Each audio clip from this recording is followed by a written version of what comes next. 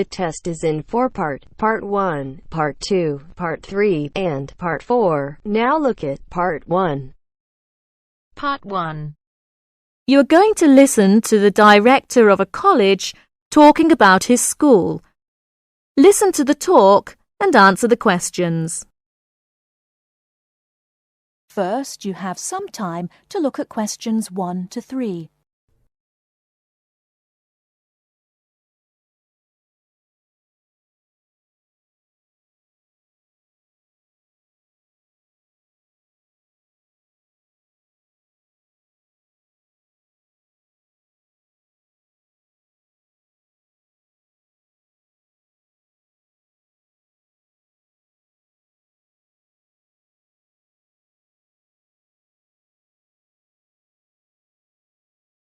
Now we shall begin.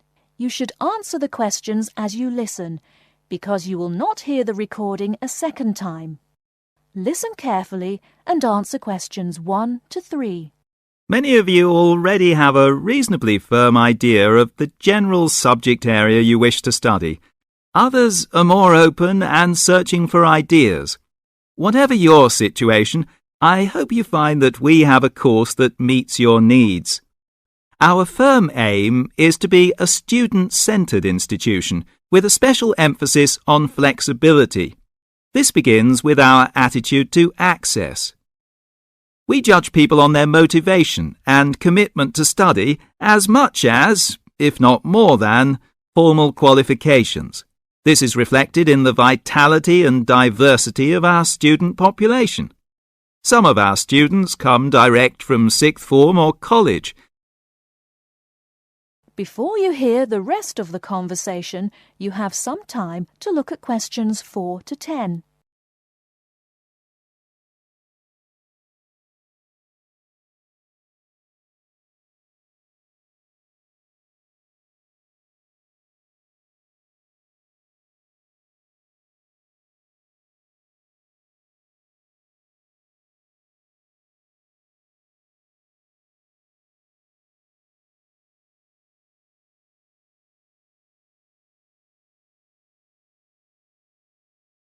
Now listen and answer questions 4 to 10.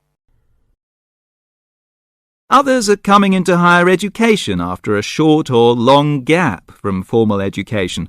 Some are seeking a specific set of skills with a particular job or profession in mind.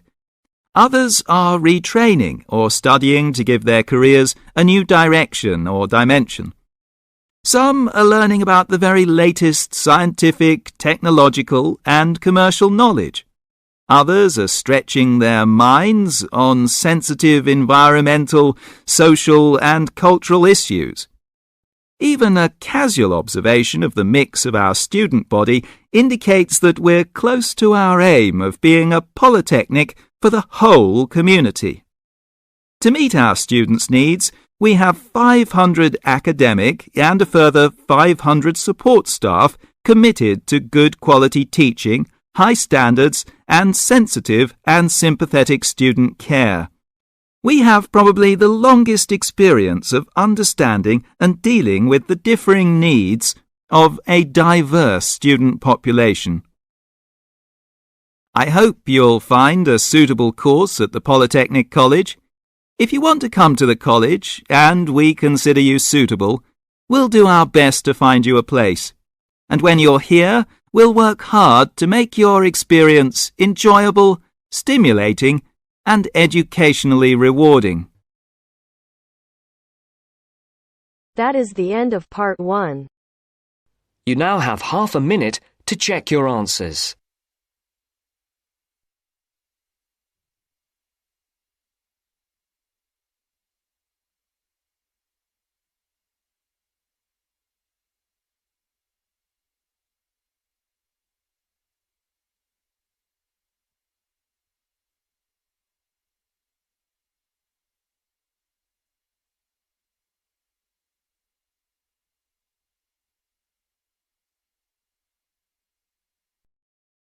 Now turns to Part 2. Part 2. You will hear a tour guide giving information about a shopping district. First, You have some time to look at questions 11 to 15.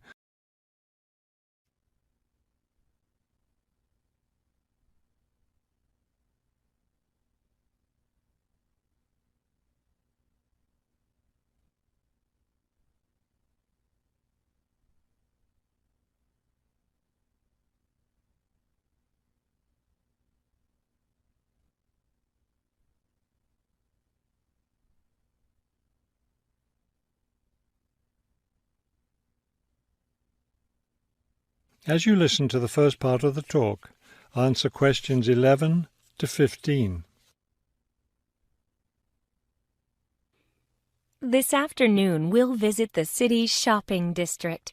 Several blocks in the area are closed to car traffic, and I know you'll enjoy walking around there.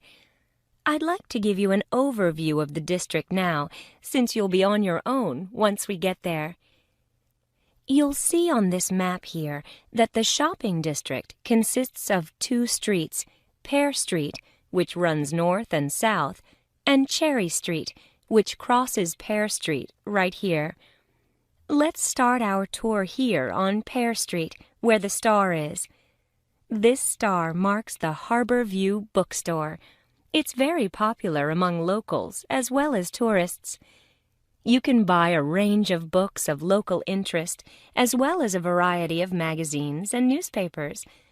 It's directly across the street from the city library, which is also worth a visit.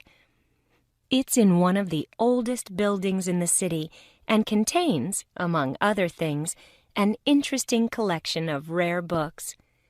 Now, moving up Pear from the bookstore toward Cherry, the next building on the left is the Pear Cafe. You'll notice it's right on the corner of Pear and Cherry Streets. It's a great place to relax while enjoying a delicious cup of coffee or tea. You can talk with friends or read quietly. They have a variety of books and magazines available. From the windows of the cafe, you can look right across Cherry Street for a lovely view of city gardens. It's a rather small garden, but it contains a variety of exotic plants and flowers. Let's leave the cafe and cross Pear Street. On the opposite corner, we're at Caldwell's clothing store, which you might also want to visit. They sell both men's and women's fashions from countries around the world. Continuing down Cherry Street, the next building on the right after Caldwell's is the souvenir shop. Stop in here to get maps and books about the local area, as well as T-shirts and postcards with pictures of the city. Now, we cross Cherry Street and we're at the Art Gallery, one building down from the corner. Here you can see, and of course purchase, many fine paintings and sculptures by local artists. Let's keep going down Cherry Street toward the harbor. On the left, right after the gallery, is Harbor Park. It's a lovely place, and it's certainly worth spending some time there. Before you hear the rest of the talk, you have some time to look at questions 16 to 20.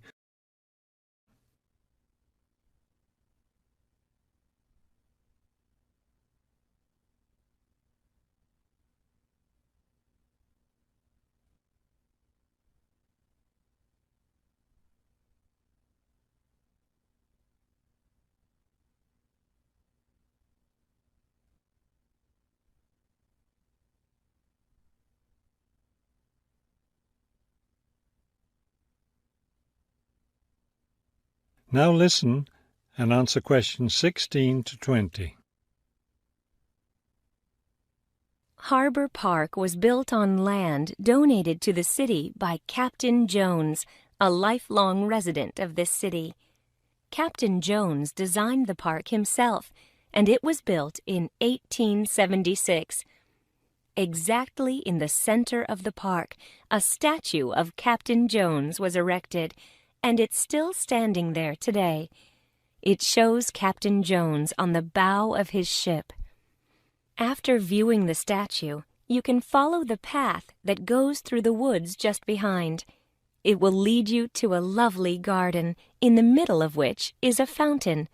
This is a nice place to enjoy a few quiet moments. If you still feel like walking, continue on to the far end of the garden.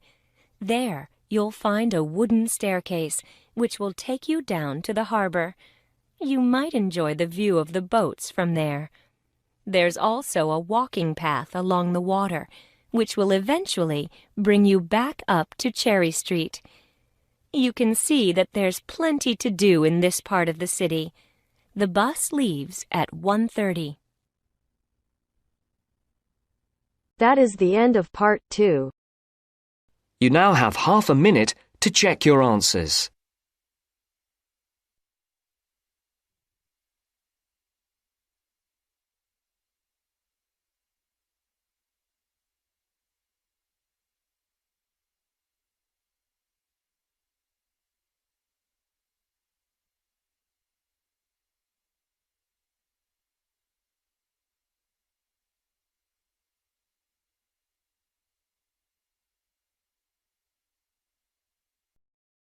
Now turns to part 3. Part 3. You'll hear a lecturer talking to students about sport in Ireland. First, look at questions 21 to 23.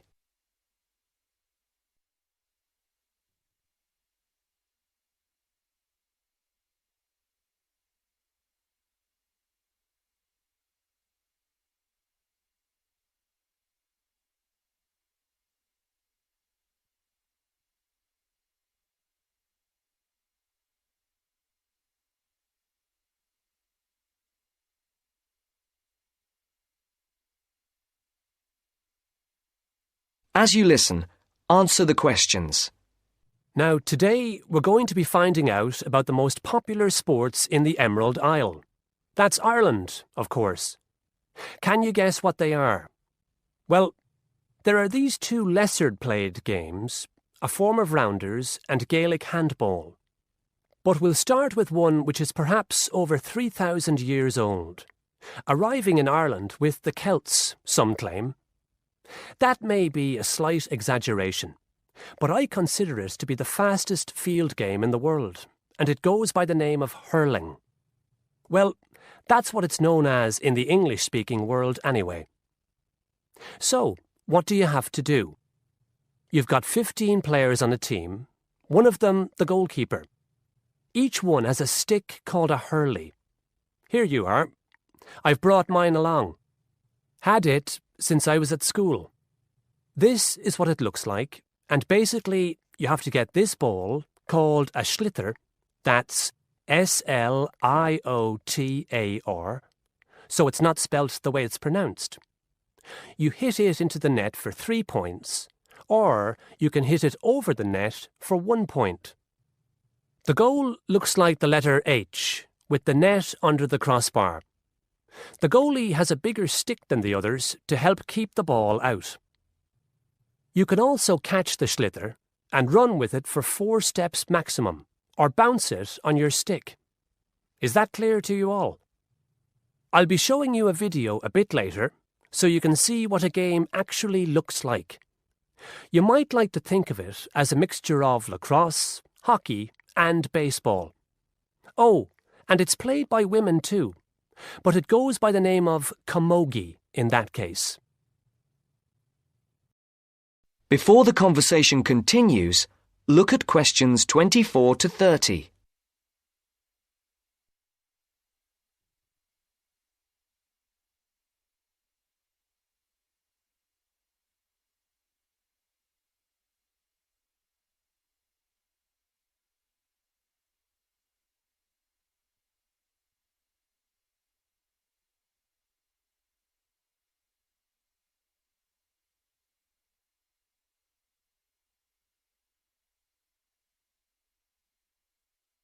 Now listen to the second part of the discussion.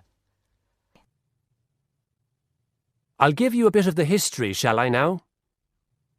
Generally, the golden age of the game is considered to be the 18th century. But systematic rules were first agreed and drawn up at that great shrine of learning, Trinity College Dublin, in 1879, founding the Irish Hurling Union, closely followed just a few years later by the formation of the Gaelic Athletics Association. With greater organisation last century, the All-Ireland Hurling Championship got off to a flying start, and I'm proud to say that my own native city of Cork has won more than 20 titles over the years. But then, so have Kilkenny and Tipperary. Is it only played in Ireland? No. Well, it is the only country with a national team at the moment, but you may be surprised to discover there are hurling clubs in London, as well as in America and Argentina, to name just a few. The other game I'd like to take a little time to introduce you to is Gaelic football, which is played on the same pitch as hurling with the same number of players. But there's no net. You just have to get the ball over your opponent's goalposts. And you can do that by kicking or punching the ball. However, you're not supposed to do that to the players, I might add. Imagine it as a combination of soccer and basketball. But in my opinion, it's a more exciting spectacle than either of those. Excuse my bias, if you will. It's also very popular with women. In fact, there are more women's teams than for any other sport. Whether despite or because of the physical contact involved, I wouldn't like to say. They do play a shorter game, 60 minutes, rather than the men's 70. So, let's have a look. If we can have the lights down, I'll see if I can get this technology to work. That is the end of part 3. You now have half a minute to check your answers.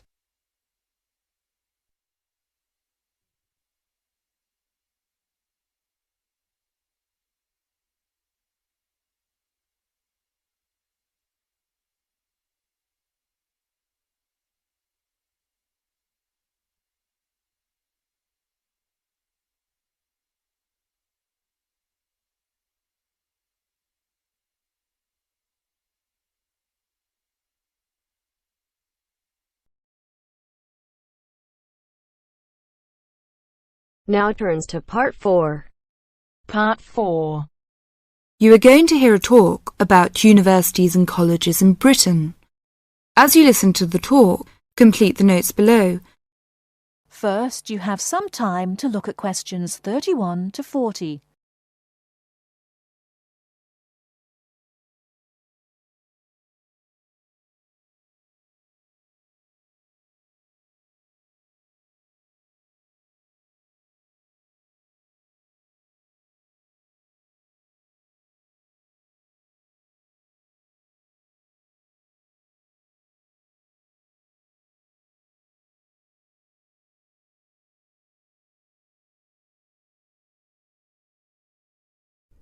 Now, listen carefully and answer questions 31 to 40.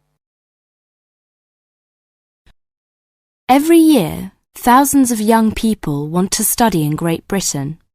They come from a range of backgrounds and have varying expectations of what their study in the country will be like and how to apply to the university. Today, I'd like to talk on universities and colleges in Britain.